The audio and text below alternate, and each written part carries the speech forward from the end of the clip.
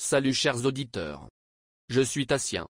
Soyez les bienvenus sur ma chaîne YouTube, intitulée Finance de base, où que je vais vous faire acquérir les connaissances à propos de la finance en général, et du marketing en particulier. Avant de commencer, n'oublie pas de vous abonner à ma chaîne, cliquez sur la cloche de notification et partagez-le, à vos chers pour la notification des futures vidéos.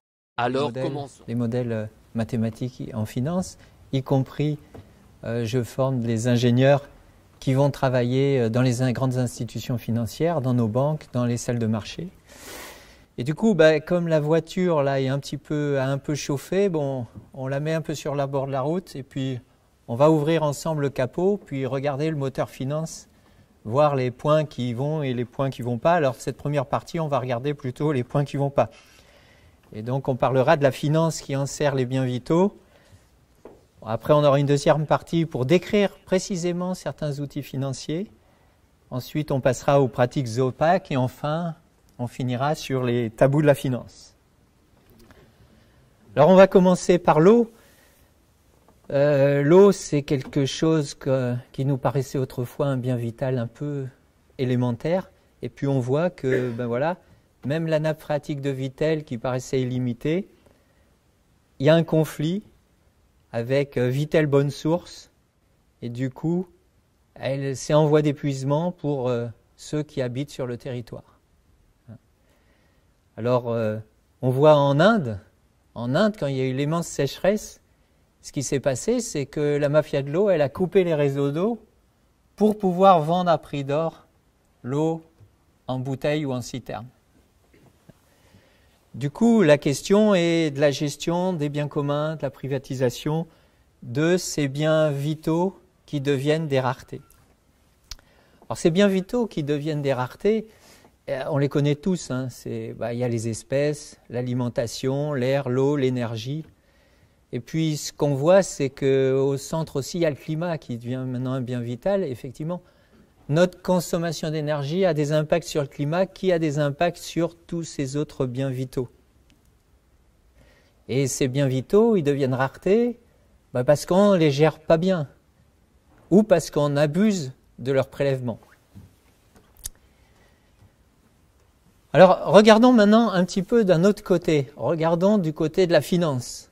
Je pense qu'aujourd'hui, la finance, elle enserre les biens vitaux. Alors, qui est-ce qui a dit le profit des uns et la ruine des autres? Alors, si vous lisez son éditorial, il dit une croissance exponentielle du crédit conduit presque toujours à des crises. La finance crée aussi une hausse des inégalités. Un aspect honteux de la recherche de rente est l'évitement obsessionnel des impôts, avec toutes ces sociétés américaines qui ne déclarent pas leurs profits, qui font de l'évasion fiscale.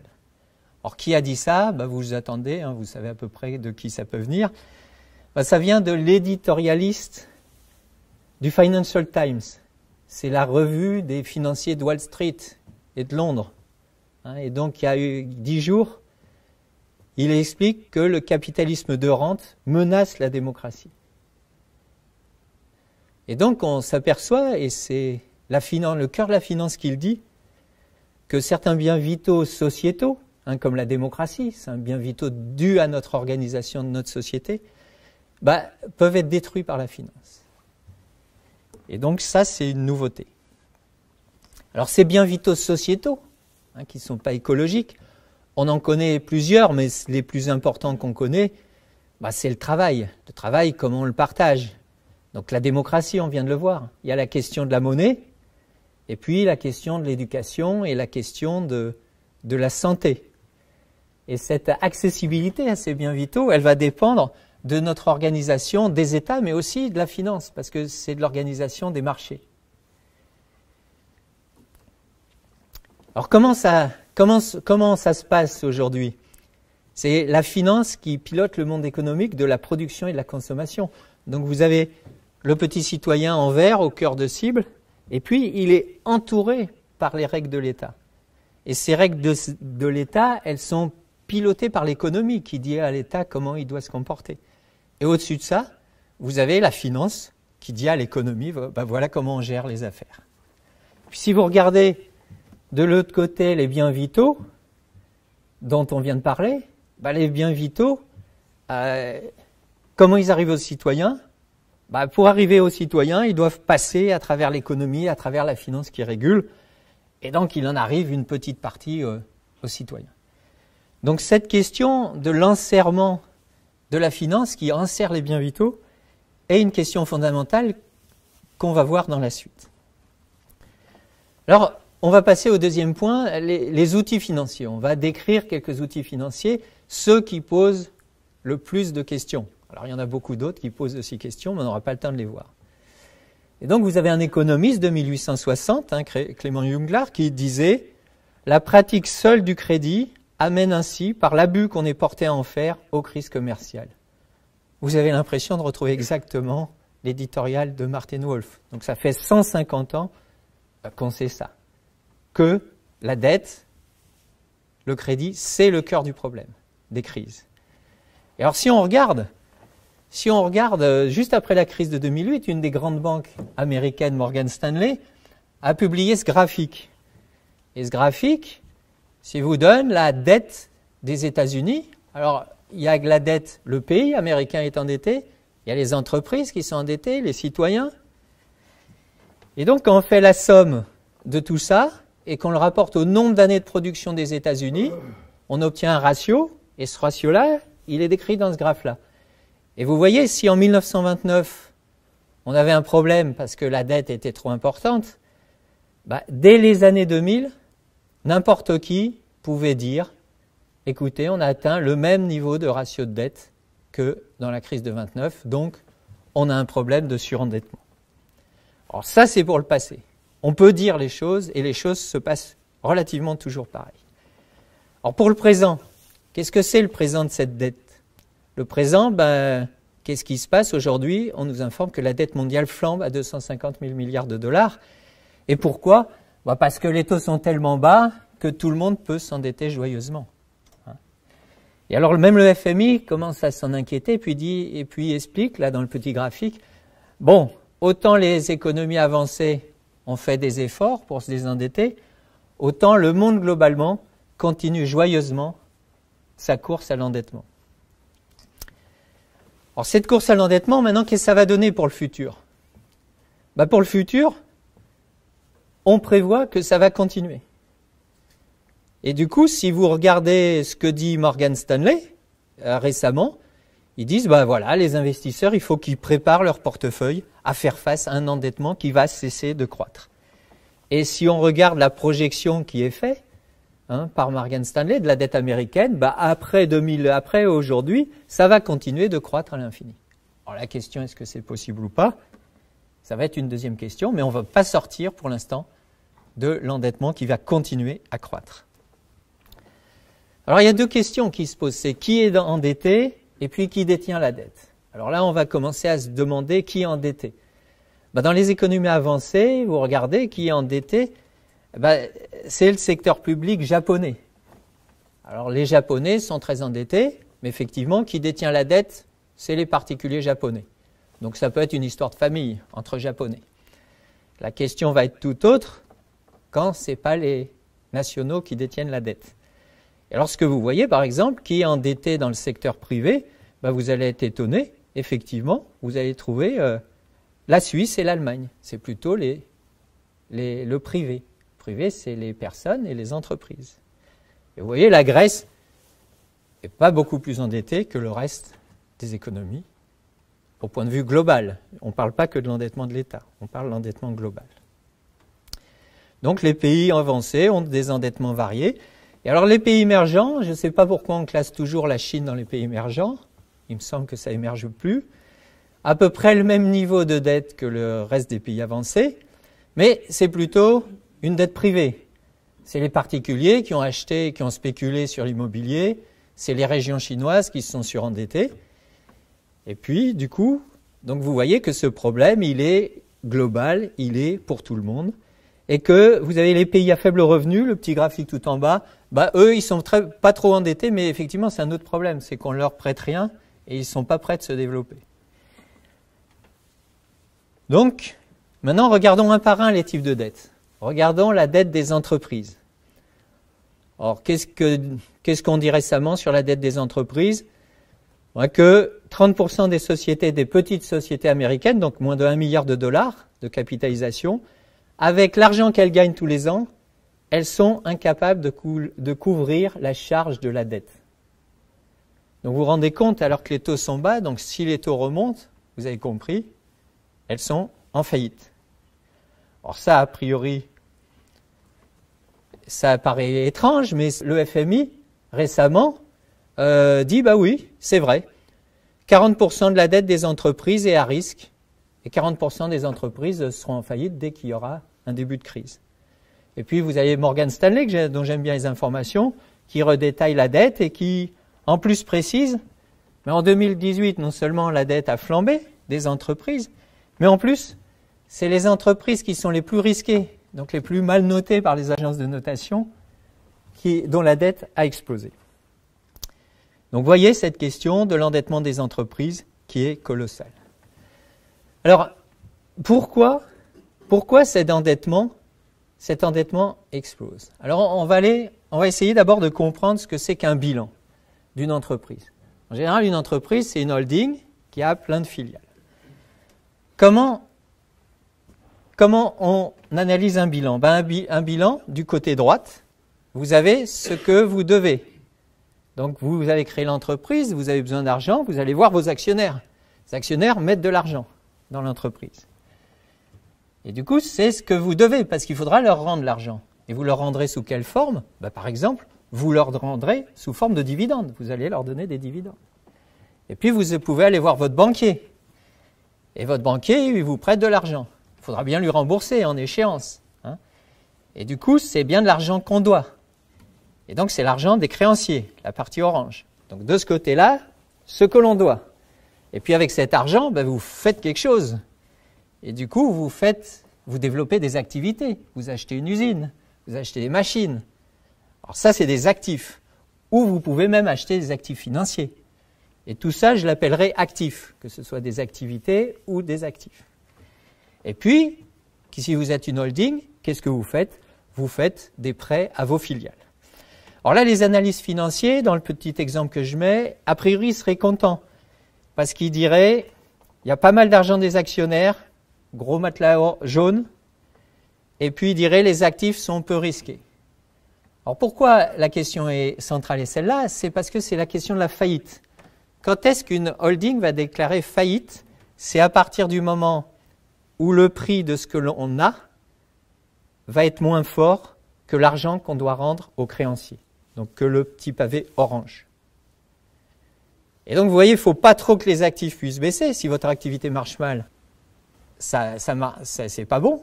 Si vos actifs que vous avez achetés baissent de valeur, c'est pas bon non plus. Et donc, dès que ça baisse trop, c'est la faillite.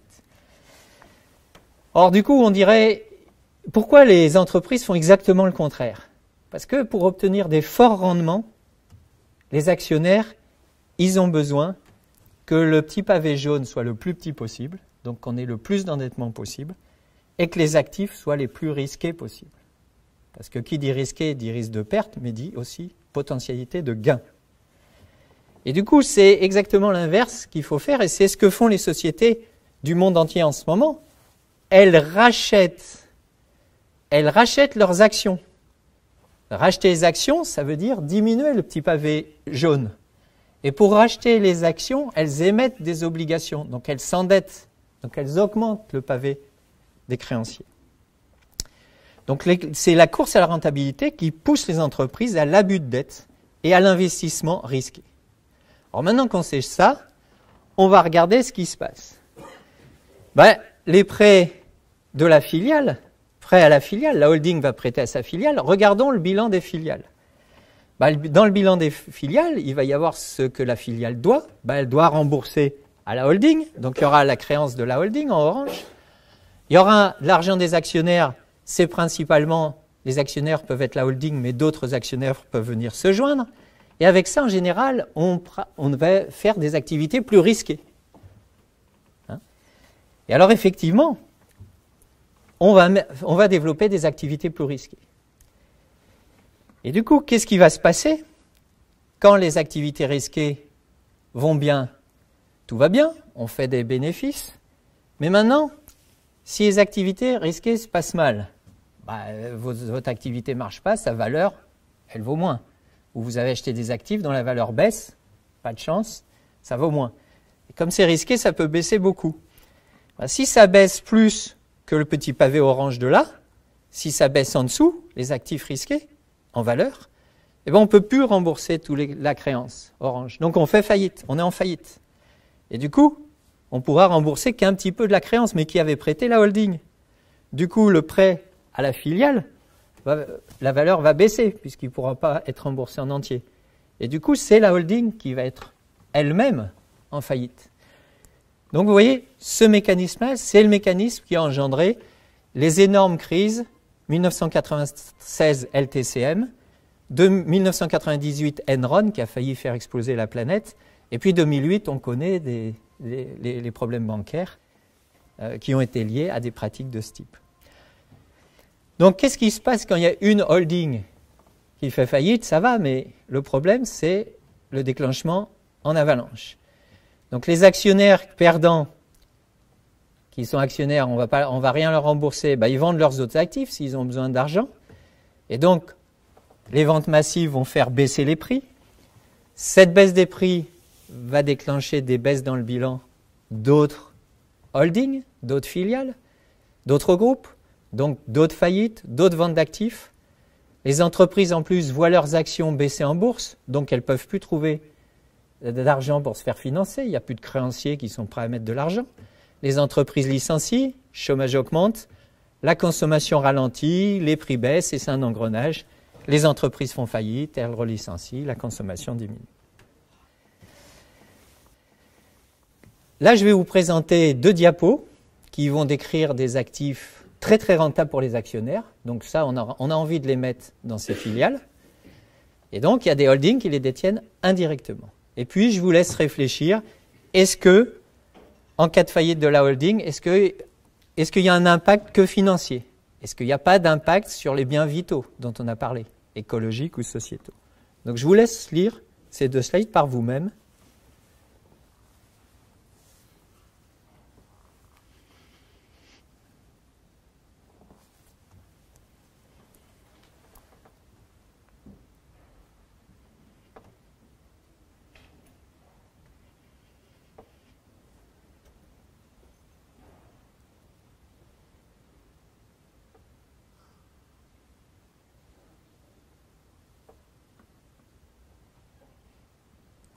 Deuxième exemple, j'ai pris 2 exemples au hasard. En quelques minutes, j'ai cherché 2 exemples.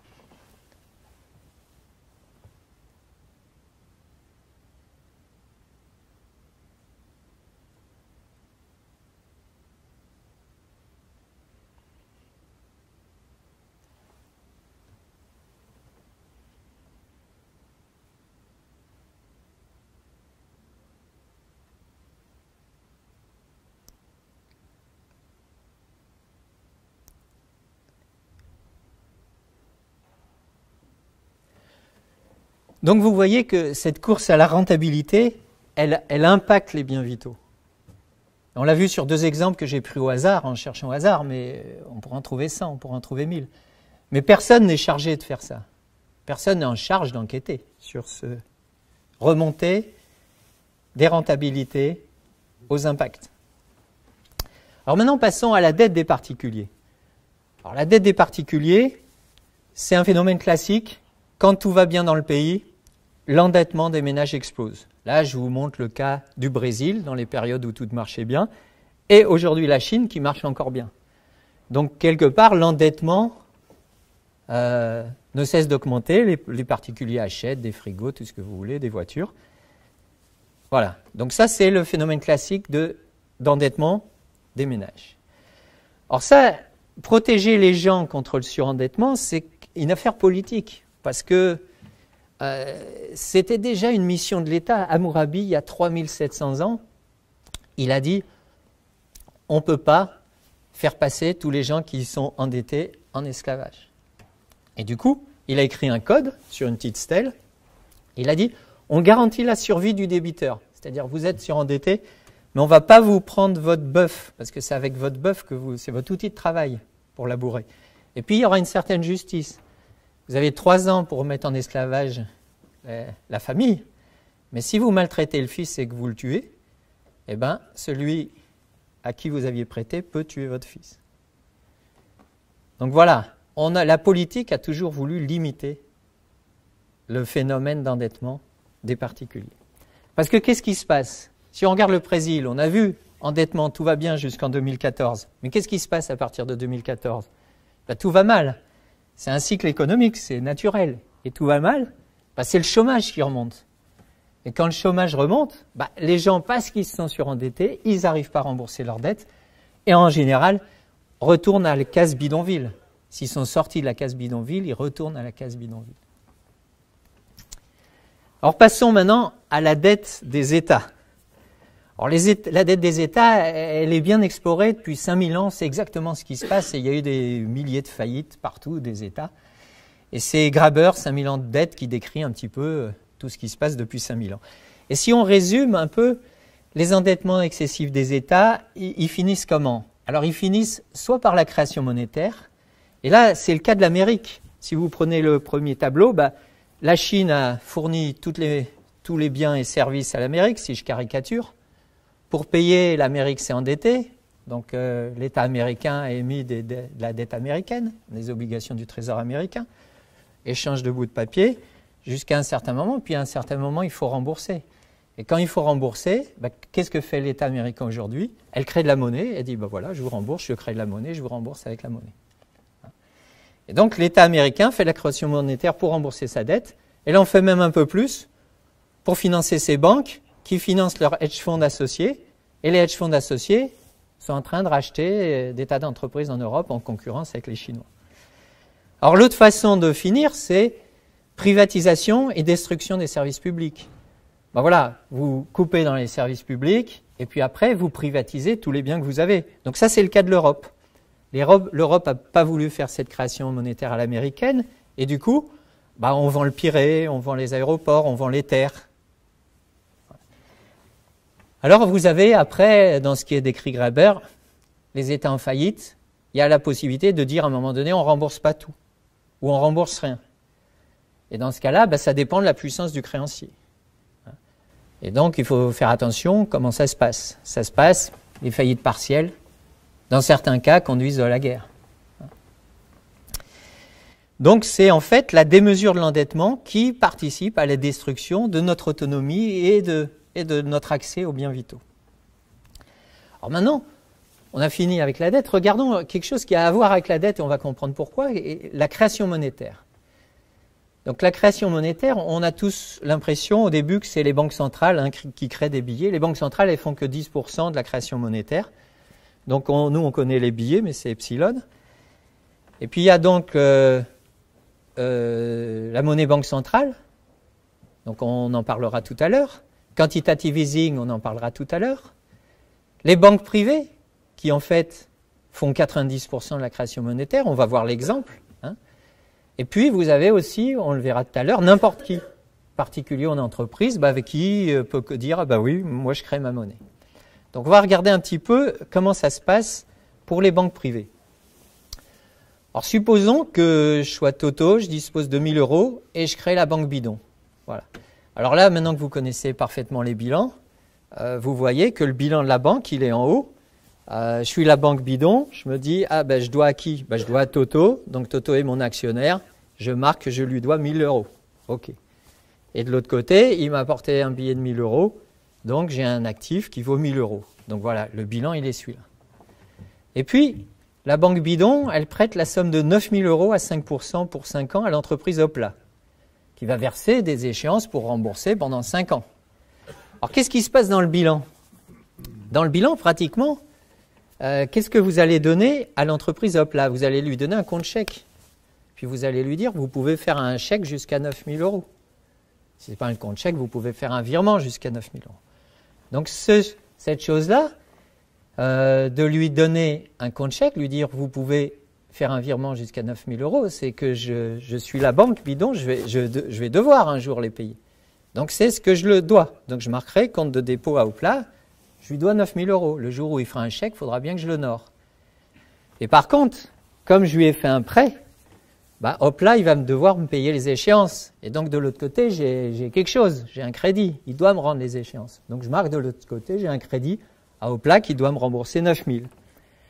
Et puis, du coup, pour l'instant, j'ai gardé mes billets, sauf que j'ai dû en déposer un peu à la Banque Centrale Européenne. Et du coup, si je regarde, alors quand je le montre à mes étudiants sur le plan technique, tous les critères, les réserves obligatoires, le ratio de liquidité, le ratio de solvabilité, BAL 2, BAL 3, tout ce que vous avez entendu parler, c'est respecté. Et donc, voilà mon nouveau bilan de la banque. Donc, j'ai vraiment fait un crédit de 9 000 €. Et alors, comme le taux est à 5%, le taux du mon prêt, je vais pouvoir, avec les bénéfices, les intérêts, je vais pouvoir verser des dividendes à Toto. Et donc, voilà comment ça se passe concrètement. Alors là, on a vu tout sauf une chose. Qu'est-ce qui se passe quand l'entreprise Hopla va chez son fournisseur de matériaux et puis fait un chèque de 9 000 € pour acheter ce qu'il a besoin d'acheter? Bah, vous allez avoir le fournisseur qui va venir voir la banque bidon, puis il va lui demander les 9 000 € d'honorer le chèque. Alors là, le problème, c'est que c'est un problème de liquidité.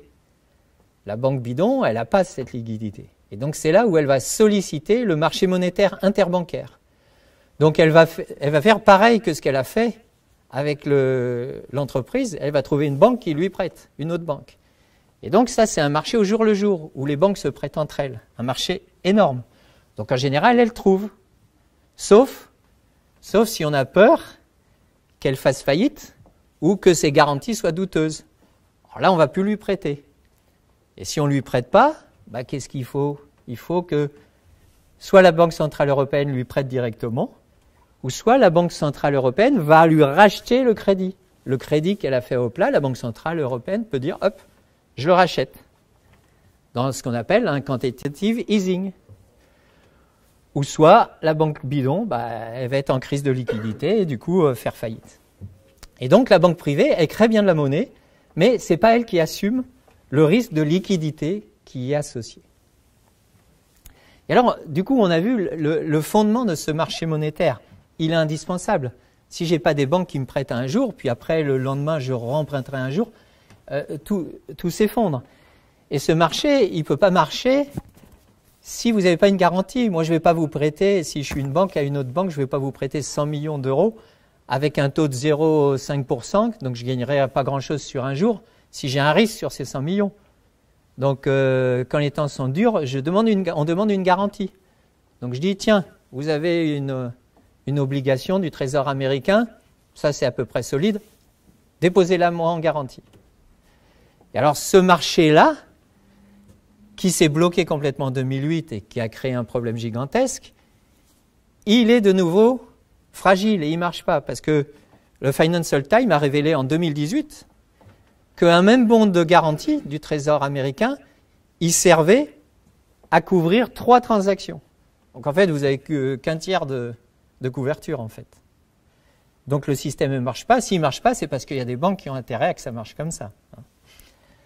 Alors continuons sur la création monétaire et regardons l'effet des banques centrales. Du coup, l'objectif, ça pourrait être d'éviter l'excès de dette. À ce moment-là, il y aura un système hyper simple, c'est de dire, quand la banque centrale elle prête 1 euro à une banque privée, cette banque privée, elle prête 1 euro à un emprunteur. Donc on a vu que ça ne fonctionne pas comme ça. La banque privée qu'on vient de voir, là, qu'on a créée, elle a créé 9. Donc on a vu que ça ne fonctionne pas du tout comme ça. Alors Maurice Allais, qui a été prix Nobel, c'est ce qu'il proposait, comme Fischer, l'économiste, et Maurice Allais disait la création monétaire est semblable à la fabrication de la monnaie par des faux monnayeurs. Donc il disait la seule différence est ceux qui en profitent sont différents. Donc la question est à qui on veut faire bénéficier la création monétaire. Et on le verra après, dans le prochain exposé, que c'est un des points clés pour gérer notre transition écologique. Alors qu'est-ce qui se passe aujourd'hui? Le quantitative easing, il est en question, on le verra la prochaine fois, mais aujourd'hui il marche comment? La Banque centrale, tout l'argent qu'elle met passe par les banques privées et en fait ça va financer toujours les États endettés, c'est toujours les banques privées qui affectent comme elles veulent les prêts. Et puis du coup, les entreprises, est-ce que c'est des entreprises qui préparent notre avenir? Non, en général, c'est des entreprises classiques. Puis elles financent peut-être, si c'est banques américaines, leur hedge fund, hein, on a vu. Et alors, est-ce que ça, ce fonctionnement, est-ce que c'est bon pour la transition énergétique? Ben, ce qu'on voit, c'est que non, parce que les banques investissent toujours dans les énergies fossiles. Parce que financer la transition énergétique agricole, qui sont urgents, qui sont hyper nécessaires, tout le monde est d'accord, c'est pas rentable. C'est pas rentable, sauf qu'effectivement, il y a un petit bug dans le calcul, et c'est ce que dit quand même le gouverneur de la Banque d'Angleterre. Il vous dit, oui, vous dites que c'est rentable, mais peut-être que vos activités que vous développez vaudront zéro demain. C'est ce qu'on appelle les stranded assets. C'est-à-dire vous avez des activités dans le pétrole, dans les gaz de schiste, etc. Mais peut-être que demain, ce sera interdit, ça vaudra zéro. Voilà. Alors du coup, on est encore dans la triste réalité de ce quantitative easing où toutes les grandes banques centrales, en tournant, une fois c'est l'Europe, une fois c'est les États-Unis, une fois c'est le Japon, émettent bon an, mal an, 1000 milliards d'euros font 1000 milliards d'euros de création monétaire. Et du coup, un petit exemple que j'ai pris la semaine dernière, ça finance quoi? Eh bien, ça finance par, en ce moment, du coup, 12 novembre, on a racheté, la Banque centrale, les obligations autoroutes du sud de la France, aéroport de Paris, Unibail-Rodamco, Engie ou Dassault Systèmes. Donc, voilà ce qu'on finance aujourd'hui avec la création monétaire et le quantitative easing. Alors, la création monétaire, le dernier point, c'est que ça peut être vraiment n'importe qui. Et du coup, vous avez le Bitcoin, hein, avec le prix qui fluctue et du coup, qui est une monnaie qui est hyper polluant, on le sait tous, et qui est le support idéal pour le blanchiment criminel et l'évasion fiscale. Hein, vous avez en discussion en ce moment la Libra de Facebook et compagnie. Donc, c'est des grandes entreprises qui essayent d'échapper à la régulation des États et du coup créer leur monnaie. Donc, la question, c'est qui peut réguler ces monnaies, contrôler leur usage? Et là, en ce moment, c'est en débat. Certains pays ont tranché, d'autres pas encore.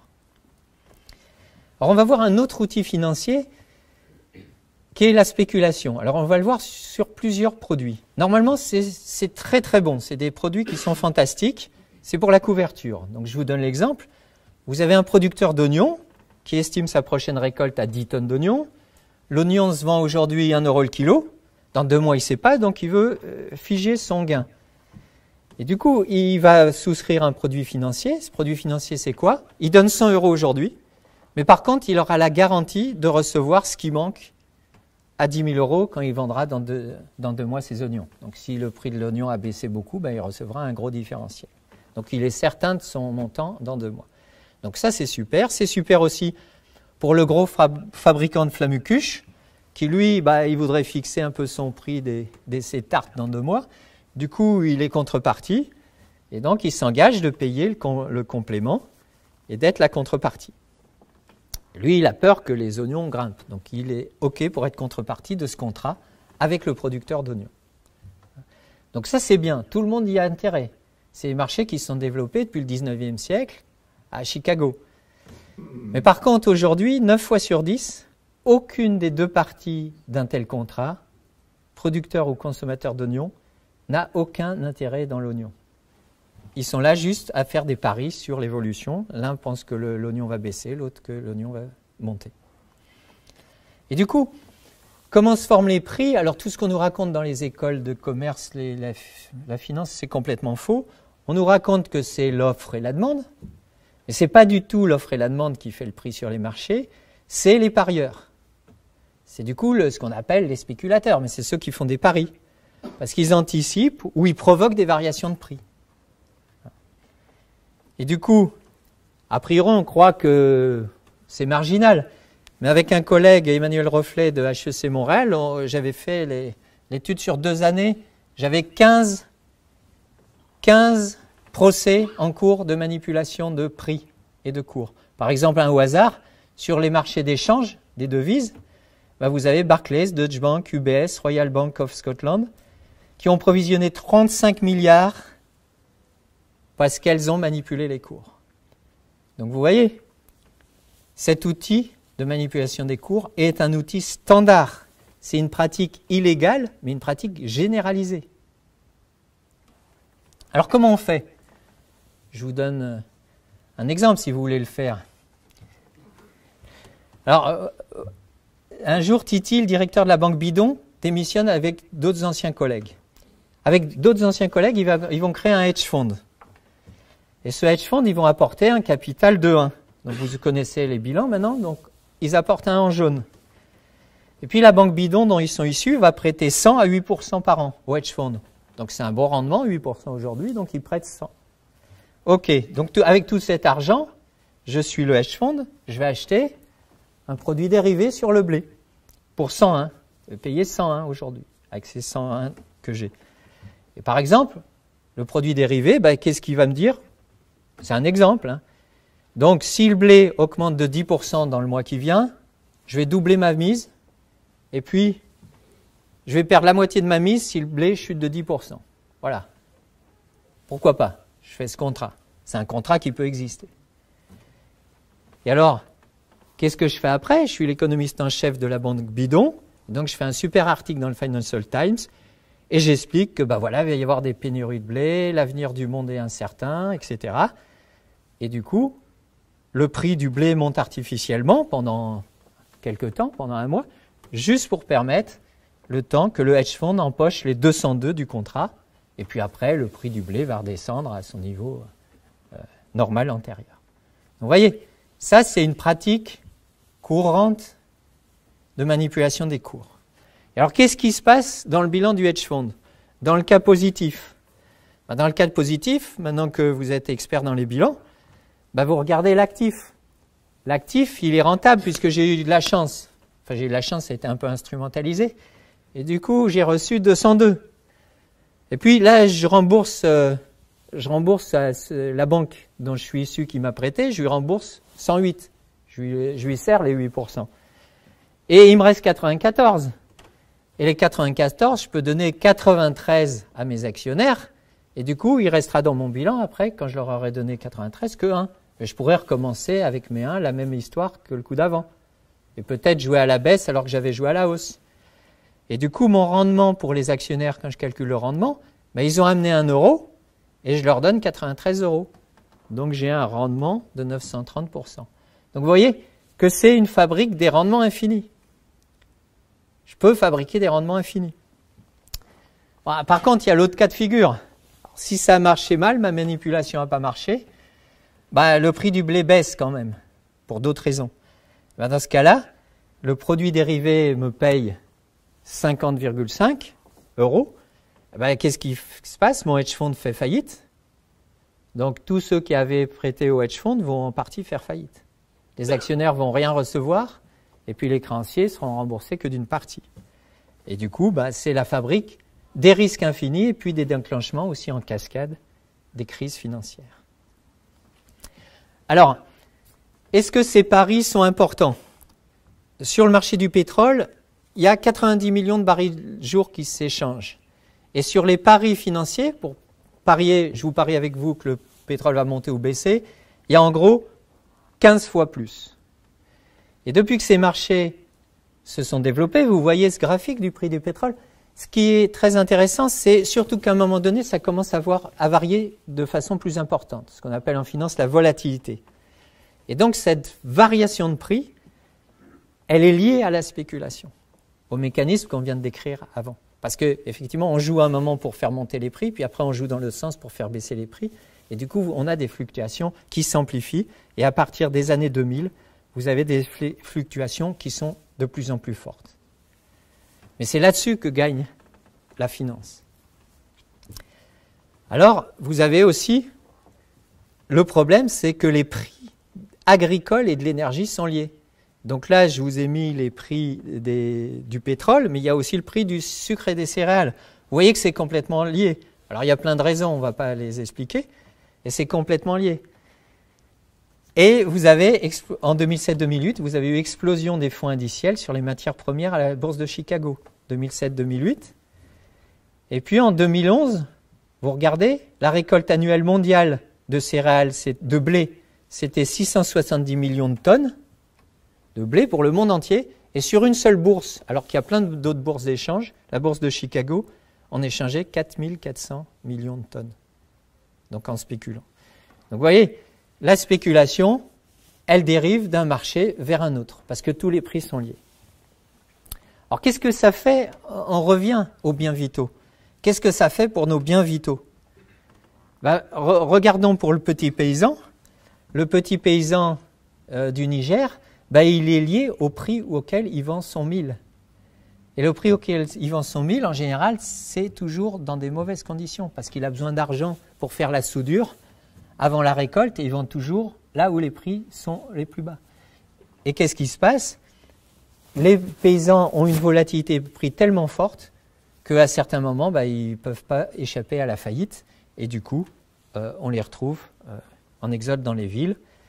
Alors ça, c'est à la baisse des prix.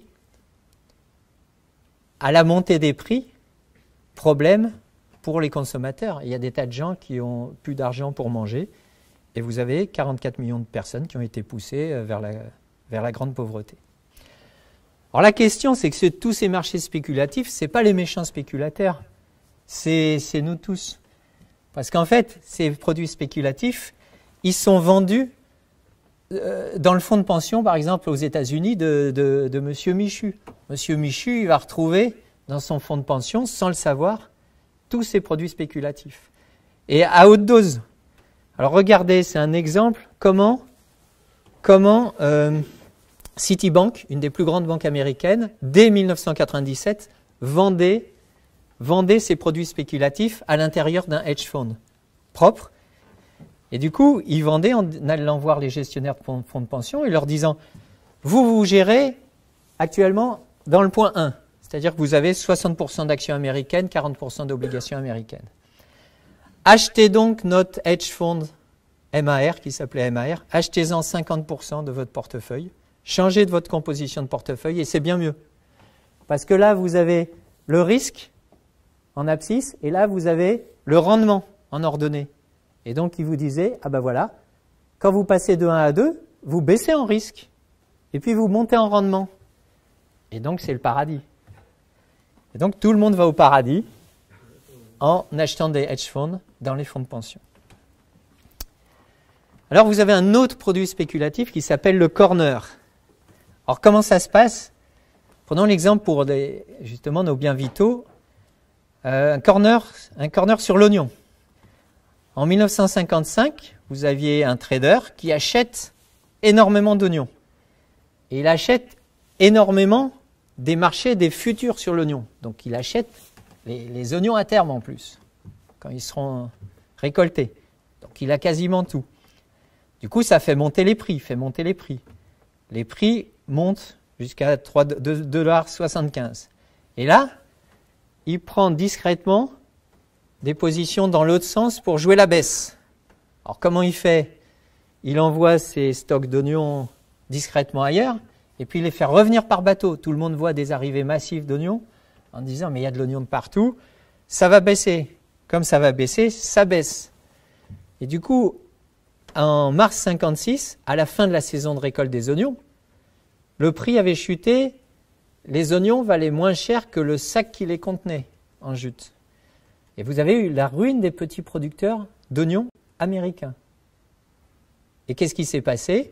Le président américain, à l'époque, a fait adopter une loi qui interdisait ces produits financiers sur les oignons.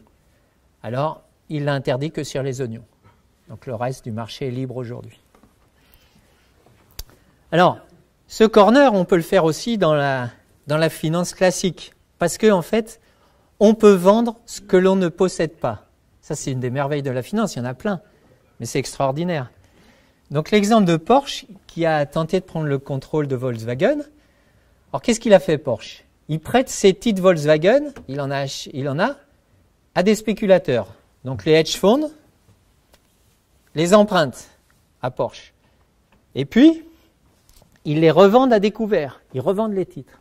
Mais ils ne les ont pas puisqu'ils les ont juste empruntés. Mais ils les revendent. Donc qu'est-ce qui se passe? Comme ils revendent massivement des titres, ça pousse les cours à la baisse. Et puis, Porsche, qui est malin, qui est un bon directeur financier, il achète, quand c'est à la baisse, il achète des options d'achat sur l'action Volkswagen. Il dit, je vais jouer que l'action va flamber. Alors pourquoi l'action va flamber? C'est parce qu'il va la faire flamber.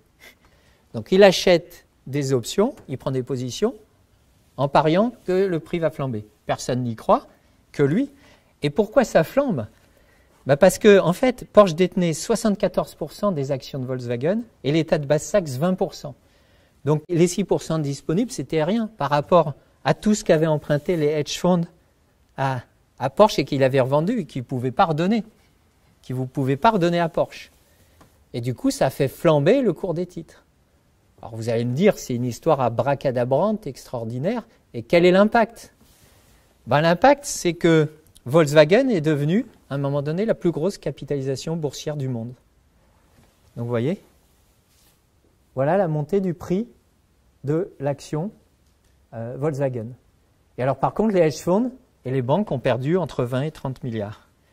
Du coup, ces pratiques de corner peuvent déclencher des crises financières. Parce que vous voyez qu'il y a des pertes colossales pour des acteurs, et du coup, en cascade, il peut y avoir des pertes colossales.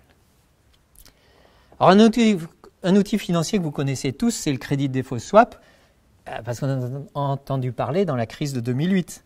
Donc ça, c'est quoi? C'est un pari sur les faillites des entreprises et des États. Et donc, ce pari, il peut provoquer la faillite des entreprises et des États. Alors, il y en avait très peu en 2004, 5 000 milliards de dollars. Et puis en 2008, juste avant la crise, il y en avait quand même 15 fois plus. Alors, si on compare avec la capitalisation boursière, toutes les entreprises du monde entier cotées en bourse, ça vaut 75 000 milliards. La production annuelle du monde, c'est 85 000 milliards. La dette mondiale, c'est 250 000 milliards. Et puis les produits dérivés, c'est-à-dire ces paris qui déstabilisent, c'est pas 63 000 milliards. Ça, c'est une petite partie des paris. Mais sur l'ensemble, c'est 530 000 milliards. Vous voyez la question de ces paris. Alors, on va passer à un troisième. On a vu quelques produits financiers. Maintenant, on va voir quelques pratiques opaques qui fait que c'est encore plus compliqué à gérer. Alors, une pratique, c'est que maintenant, les banques, principalement, et les grands acteurs financiers n'échangent plus en bourse. Ils se sont créés des petites bourses à eux, où ils font des échanges entre toute discrétion, et on ne sait pas qui a échangé avec qui. Donc en fait, ils sont hors de la régulation. Celui qui devrait réguler les marchés ne va pas arriver à savoir qui a échangé avec qui. Alors c'est très intéressant de faire ça, parce que du coup, ça permet de prendre des positions discrètement d'un côté de l'autre. Ces hedge funds font des positions d'un côté discrètement. Nous, banque machin, on fait une position de l'autre. Alors je vous donne juste un exemple. Alors ça représente à peu près 35% du marché maintenant. 35% du marché, c'est ce qu'on appelle sur les dark pools. Et il y a eu un crash de Boeing, je ne sais plus quand, en 2019, et puis en avril. Et puis si on regarde en avril 2019, vous voyez que les échanges sur ces bourses où on ne sait pas qui échange avec qui ont été multipliés par 8. Et notamment, on sait que par exemple, le dark pool qui est géré par Crédit Suisse a fait tels échanges. Par JP Morgan, ils ont 2 dark pools. Les échanges ont flambé. Mais on ne sait pas qui a échangé avec qui. Alors il y a une autre pratique opaque qui est l'évasion fiscale. Alors l'évasion fiscale, parlons d'abord de la fiscalité. Alors la fiscalité, j'ai pris un article d'il y a 15 jours où on vous explique quand vous êtes entrepreneur, vous avez une entreprise qui vaut 1 million d'euros, au lieu d'avoir une donation classique, transmission sans pacte Dutreil, où on paierait 21% d'impôts, 212 000 euros d'impôts, on peut utiliser le pacte Dutreil et payer 3 000 euros d'impôts, 0,32% d'impôts sur la transmission. Donc globalement, aussi au niveau mondial, le taux d'imposition qui est pratiqué, marginal, c'est-à-dire le plus haut, il est en constante diminution depuis les années 80. Vous voyez le graphique de Piketty, il y a une nette diminution du taux d'imposition marginal des entreprises, des particuliers. Donc la politique de l'évitement de l'impôt limite l'accès aux biens vitaux pour tous. Si on n'a plus d'argent, c'est sûr que l'accès aux biens vitaux pour tous, il va être délicat. Donc cette question, on se dit, il y a une baisse. Elle est gérée collectivement, mais du coup on devrait se dire, au moins l'argent qui est dû en impôt devrait être payé. Alors c'est la deuxième question. Deuxième question, je vous emmène au Delaware, une petite maison sympathique, voyez, petite entrée. Et là, après enquête, pour faire des pratiques d'évasion fiscale, ont des entreprises dans cette petite maison, ont dans des boîtes aux lettres. Vous aviez Trump, vous aviez Clinton pendant les élections, mais vous avez aussi Apple, American Airlines, Coca-Cola, Walmart, et vous avez 285 000 entreprises. Donc effectivement, ce n'est pas des boîtes aux lettres physiques, parce que sinon il faudrait 10 000 étages. Et des petites maisons comme ça, vous n'en avez pas qu'au Delaware, vous en avez partout. Donc vous voyez, là, cet aspect de l'évasion fiscale est généralisé. Alors il y a un petit calcul qui avait été fait sur la droite, où on vous montrait que pour les grandes entreprises, Google, Apple, Facebook, quels auraient été l'impôt qu'ils auraient dû payer, la colonne du fond, et puis l'impôt qu'ils ont réellement payé. Et donc en gros, ils ont payé 22 fois moins d'impôts que ce qu'ils auraient dû payer. Donc c'est des triches non négligeables qui ne financent plus l'accès pour tous aux biens vitaux. Alors est-ce que c'est important ou pas ? Peut-être ces grandes entreprises, ça ne représente pas grand-chose, mais le problème, c'est que ces très grandes entreprises, elles représentent énormément. Vous avez 1300 entreprises qui contrôlent 60% de la production mondiale. Et quand on regarde où ont leurs filiales ces grandes entreprises, c'est sûr que, par exemple, aux îles Caïmans, ce n'est pas là où les entreprises produisent beaucoup. Il n'y a pas beaucoup de production aux îles Caïmans. Il n'y a pas beaucoup de consommation. Donc, il n'y a pas beaucoup de raisons d'avoir des filiales aux îles Caïmans. Et donc, vous voyez, la répartition des filiales, c'est très lié aussi aux paradis fiscaux. Alors maintenant, revenons à est-ce que ça a de l'impact ? Est-ce que ça a de l'impact sur nos biens vitaux ? Parce qu'à la limite, on s'en fiche si ça n'a pas d'impact. Alors, les études sont très peu faites parce que si vous essayez d'étudier là-dessus, en tant qu'universitaire, vous n'avez aucune chance de publier nulle part, quasiment. Donc, il y a eu quand même une petite étude qui est sortie dans la revue Nature, Écologie et Évolution, où ils ont montré qu'il y a un lien entre la pêche illicite et la déforestation dans l'Amazonie. Ils ont fait des liens avec des paradis fiscaux précis. On va utiliser des paradis fiscaux et effectivement, s'il n'y avait pas ces paradis fiscaux, ce serait plus difficile de remonter l'argent sans avoir des questions. Alors, on regarde un petit peu maintenant ce qui se passe sur Amazon. Alors Amazon, c'est Capital là, qui disait récemment, qui expliquait que Amazon paye rien comme impôt. Ça, c'était en 2018. Capital dit il paye rien. Mais alors, si vous regardez Bernie Sanders, j'ai regardé son tweet de la semaine dernière, il dit Amazon fait 11 milliards de profit et son impôt fédéral est 0 aux États-Unis. Et donc, Bernie Sanders s'énerve un peu. Alors, vous avez quand même Jeff Bezos qui promet là en ce moment qu'il va accélérer la lutte contre le changement climatique. Mais j'ai été regarder dans les publicités là sur Amazon la semaine dernière. C'est une pub pour les étudiants pour s'abonner à Prime. Prime, c'est pour être livré en un jour aussi. Donc, vous avez les livraisons en un jour gratuits. Et ces livraisons en un jour, c'est en train, sur la France, l'Europe, de multiplier les méga-entrepôts. Et ça a des impacts sur la pollution et sur les émissions de gaz à effet de serre. Puis vous avez d'autres impacts en ce moment qui ont été dénoncés sur justement la destruction de 3 millions d'articles qui ont été jetés par Amazon. Donc vous voyez, les pratiques et les impacts peuvent avoir des liens. Alors vous avez une autre pratique qui est très intéressante, ça s'appelle revolving doors. C'est-à-dire, hop, on rentre et on sort. On rentre et on sort. C'est un petit mouvement de tango. Et là, si je suis votre conseiller financier, je vous dis achetez cette entreprise-là. Alors, c'est Goldman Sachs. Alors là, vous voyez le cours des dividendes. Donc, vous voyez, les dividendes, ils ont monté. Ils montent tout le temps. Il y a eu même un petit moment où il y a une petite, un petit saut. Ça montait un petit peu. Et là, c'est pile dans la crise de 2008. Tiens, juste le moment où quand même le cours a baissé.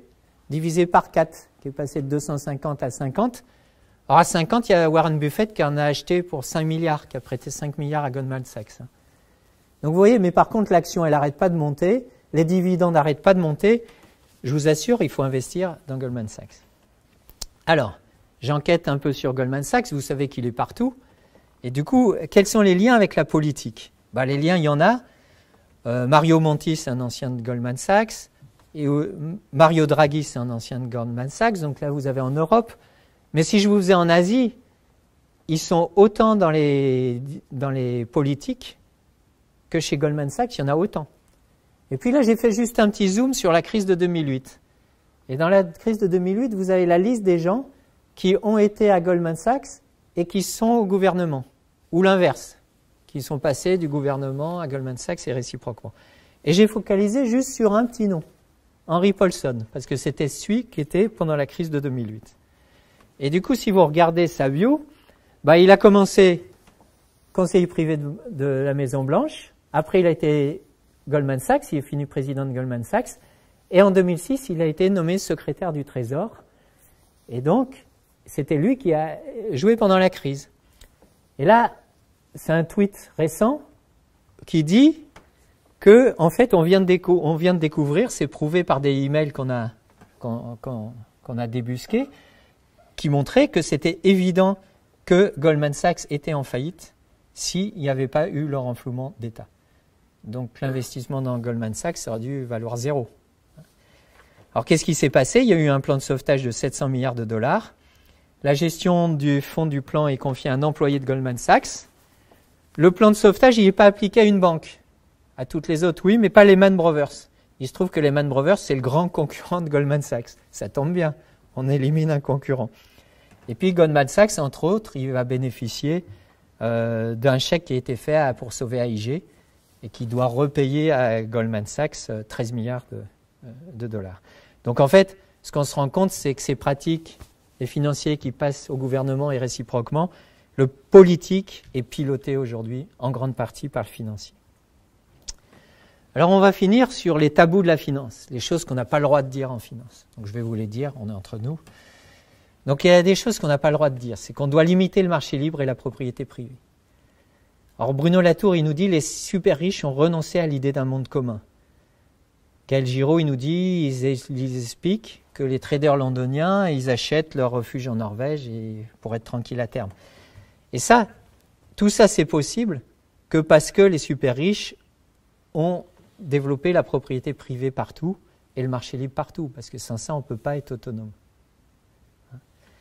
Et donc, ça fait qu'on n'a pas à se soucier de l'impact sur les biens vitaux. Un des biens vitaux, on a vu, c'est le climat. Et du coup, Piketty avait documenté, 10% des gens les plus riches émettent 50% des gaz à effet de serre. Donc, quelque part, l'effort, il doit être, s'il n'est pas fait massivement aussi par les plus riches, on ne s'en sortira pas. Une autre question, c'est que les modèles ne marchent pas. Alors, avec mes collègues, Olivier Tarmasco et Gilles Sanfilippo, on a fait après la crise de 2008, on a utilisé les mesures de risque bancaire les plus sophistiquées. Extreme Value Theory, Value at Risk, les modèles de stats les plus compliqués au monde qui existent.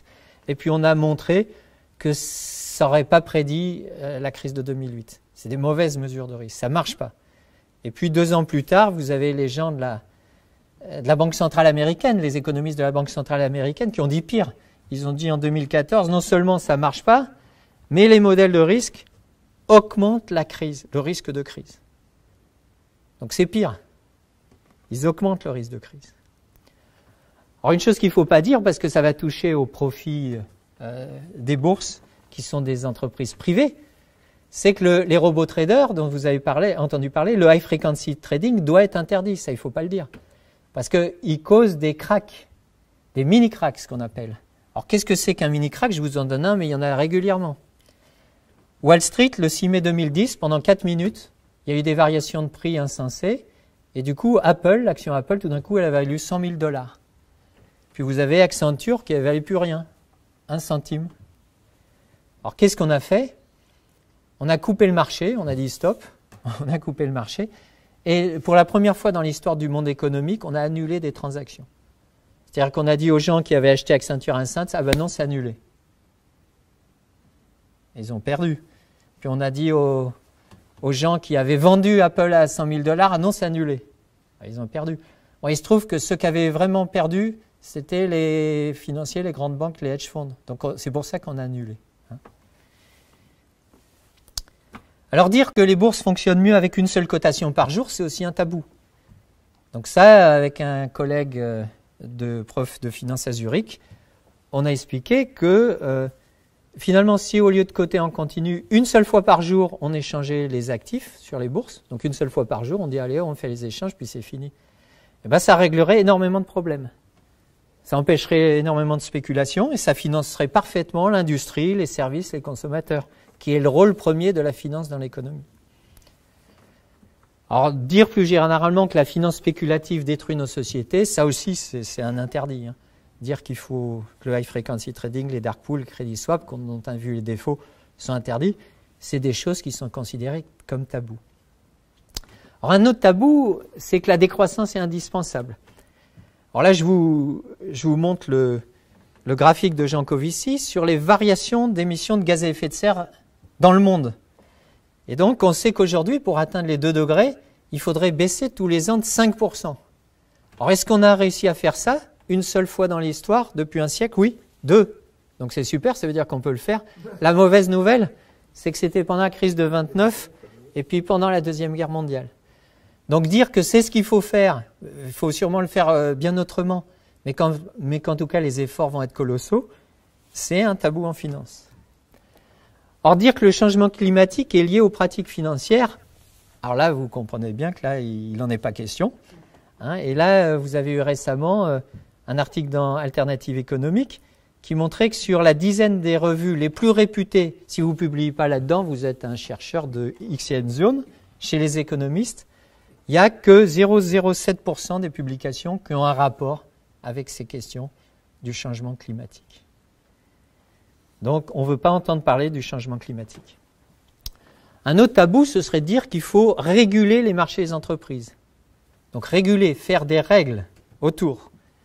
Alors, comme on ne veut pas faire... Alors, a priori, il faut bien réguler parce que vous avez un article dans Nature qui est paru et qui a démontré que pour limiter à 2 degrés le réchauffement, il fallait laisser sous terre 80% du charbon, du pétrole et du gaz. Donc, vous voyez bien qu'il faut sûrement réguler, mettre des règles au marché et aux entreprises. Mais en fait, ce n'est pas ce qu'on veut faire. Et du coup, on dit, laissons les États organiser comme ils peuvent. Et du coup, c'est les COP. Les COP, c'est des engagements des États, mais pas des engagements des États à réguler les marchés et les entreprises. Non. Et si on regarde les promesses de la COP 21, la COP 21, vous voyez ici les émissions de gaz à effet de serre mondiales qui ont augmenté. Vous voyez que pour arriver aux 2 degrés, il faut vite qu'elle baisse. Et la promesse qui a été faite en 2015, quand tout le monde était content, c'était d'arriver en 2030 à la petite étoile rouge que je vous ai mis. Donc une promesse qui n'avait rien à voir avec notre objectif. Alors une chose à pas dire, c'est que les entreprises font du greenwashing. Elles font des rapports environnementaux. Et ces rapports environnementaux, par exemple, j'ai pris celui d'Air France, il dit, dès 2020, on va compenser nos émissions CO2 sur les vols. Donc à la limite, si c'est compensé, ça pourrait même être plus que compensé, alors il faudrait peut-être prendre le plus d'avions possible pour sauver la planète. C'est pas impossible, ça. Et en même temps, en juillet 2019, leur publicité, c'était plus la température monte, plus les prix baissent sur la France. Donc Air France proposait des prix cassés. Alors, si on regarde par rapport aux résultats, globalement des entreprises et de nos activités humaines, est paru la semaine dernière les émissions, la teneur en CO2 dans l'atmosphère et en méthane, vous voyez que la progression, elle est constante et rien n'y fait.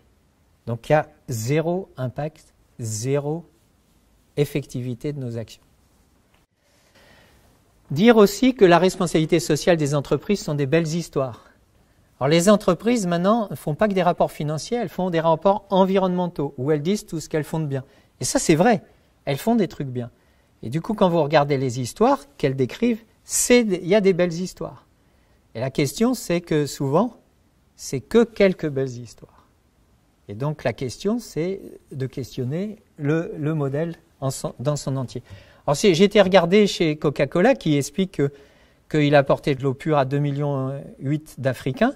Et dans son rapport, vous voyez, là c'est pour rigoler juste une minute, ils ont indiqué qu'ils allaient avoir un indicateur qui va atteindre 100% en 2020. Alors vous vous demandez pourquoi il atteindrait 100% en 2020 puisqu'il l'a déjà dépassé en 2018. Et cet indicateur, c'est quoi? c'est l'eau dans nos boissons qui est rendue, le pourcentage qui est rendu à la nature et aux communautés locales. Donc vous voyez, ils sont extraordinaires. Ils rendent plus à la nature que ce qu'ils prélèvent. C'est un miracle. Plus vous buvez Coca, plus il y a d'eau pure partout. Alors, c'est incontestable parce qu'en note de bas de page, il y a marqué que c'est fait par des scientifiques indépendants. Bon, ok. Donc, a priori, c'est ça. Donc, eux, ils sont en train de produire de l'eau pure avec un fabricant du Coca. Alors, si on regarde les ONG, ils n'ont pas la même vision. Eux, ils disent que Coca, ils consomment 290 millions de mètres cubes. Ils disent que Coca, c'est plein de bouteilles en plastique qui ne sont pas recyclées, qu'il faut 6 litres d'eau potable par bouteille. Voilà. Donc la responsabilité sociale de l'entreprise cache quand même souvent un petit business as usual, hein, comme on dit. Alors, vous avez quand même une petite chose positive, parce que les choses positives, ce sera pour la prochaine conférence, vous avez remarqué. Et donc là, le petit truc positif, pour annoncer la prochaine, c'est qu'en Inde, Coca-Cola, qui pompait 1 million de litres par jour dans le Kerala, le gouvernement a ordonné la fermeture de l'usine d'embouteillage suite à une mobilisation massive des citoyens. Donc l'État peut être au service des citoyens et de leur accès aux biens vitaux.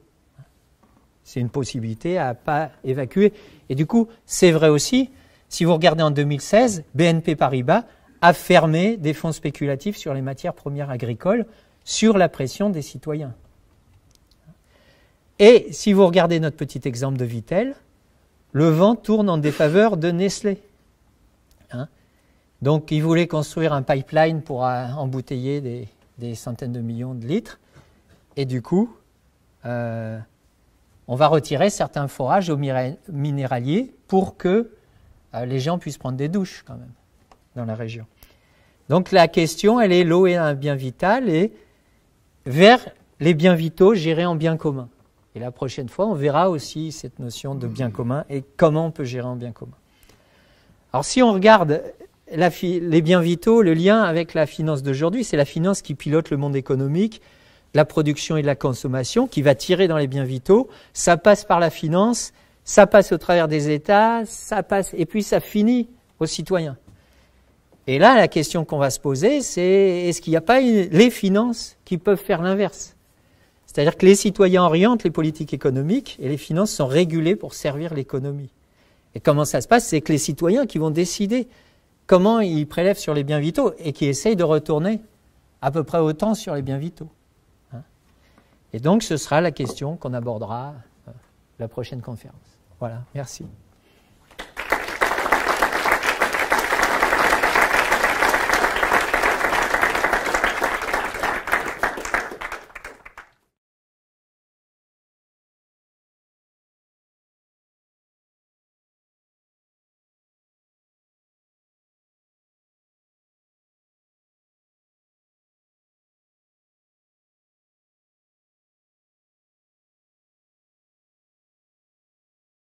Je vous remercie de m'avoir suivi, et soyez les bienvenus pour les futures vidéos. Au revoir.